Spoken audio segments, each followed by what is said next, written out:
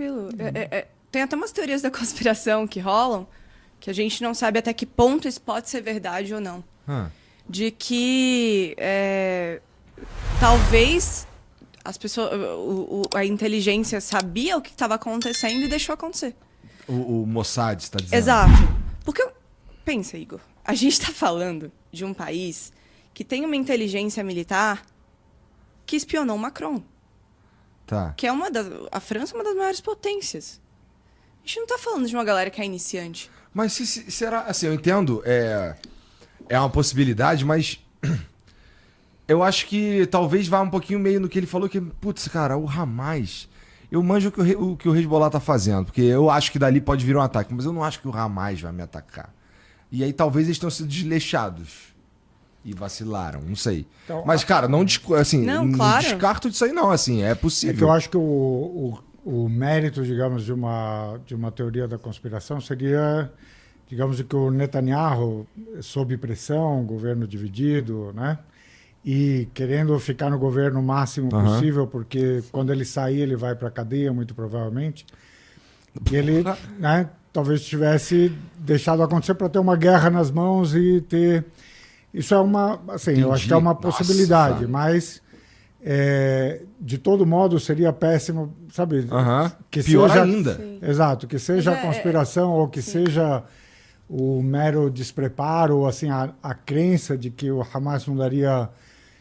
Houve algumas assim, operações de contra-inteligência, digamos, né, que o Hamas deu a entender que estava numa situação muito, muito fragilizada dentro da faixa, que ele estava enfrentando manifestações, né, da população e tal. Pois é, isso é uma outra parada. O que a população achou, será?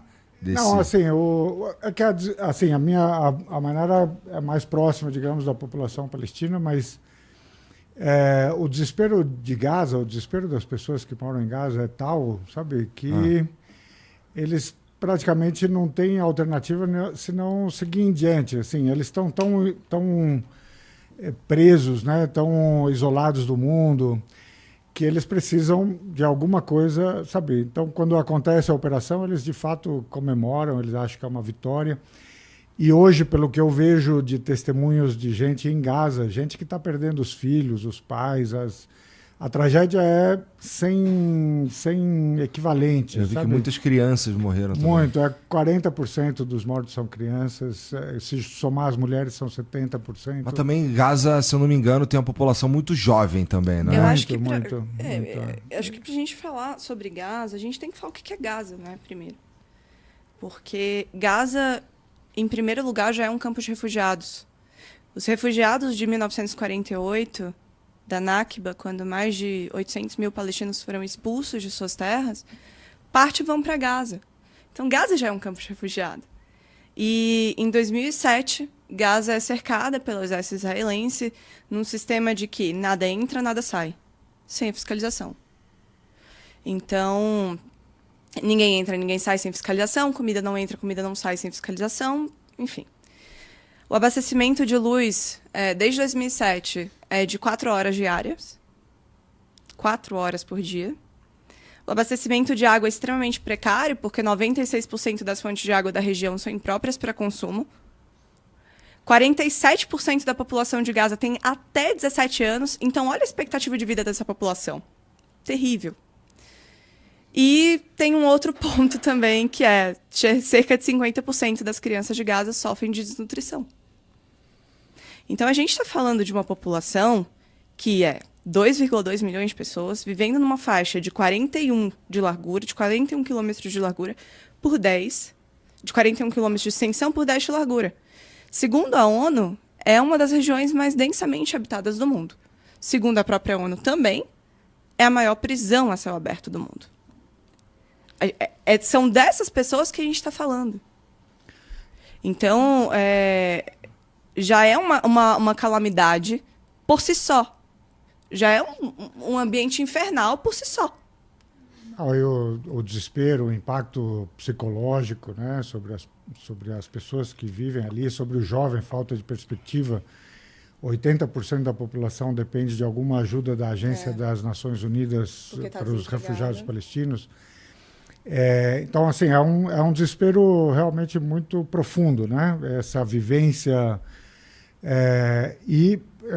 Ela está falando do controle, tem coisas que são meio diabólicas, assim, porque o controle israelense incluía um cálculo sobre o mínimo de calorias que cada pessoa deve, sabe, consumir por dia, e eles limitavam a entrada de comida a esse mínimo, sabe, de calorias.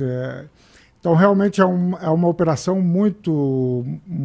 Tem um argumento para fazer isso, assim, de maneira tão A severa? realidade é assim, o Hamas, né, que se formou nos anos 80, final dos anos 80, ele foi formado, inclusive, com alguma colaboração israelense para poder fazer frente ao OLP, que era, na época, o principal adversário. Quando a OLP fez o acordo de Oslo e passou a, né, acreditar que o acordo daria em um Estado, né, e que Israel cumpriria isso, o Hamas e outros grupos de resistência se mantiveram na ideia de que não tinha acordo com Israel, né? Só que... Mas assim, por quê? Porque eles não queriam que o Estado de Israel fosse ali simplesmente. Eles não... Bom, primeiro, eles têm uma posição de princípio, né, de que o Estado de Israel não deveria se constituir ali. Aqui há sempre uma questão, né? O problema não é estritamente com o judaísmo ou com os judeus, é com a figura do Estado de Israel. E eles não acreditavam que os israelenses e os americanos cumpririam as promessas, como de fato não cumpriram. Em 2005, eles ganharam a eleição geral palestina e formaram um governo, digamos, de coalizão com a autoridade palestina.